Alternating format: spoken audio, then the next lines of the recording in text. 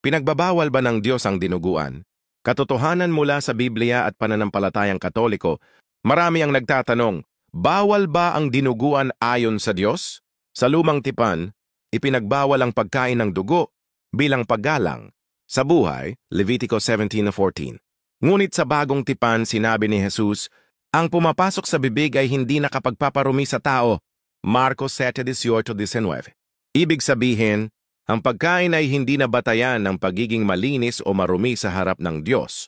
Ang tunay na mahalaga ay ang kalinisan ng puso, hindi ng plato. Kaya't sa pananampalatayang Katoliko, hindi kasalanan ang pagkain ng dinuguan.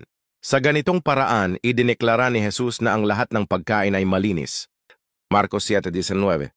Kaya mga kaordinaryong Katoliko, mag-ingat po tayo sa mga huwad na mangangaral at mga peking propeta na nagtuturo ng mali.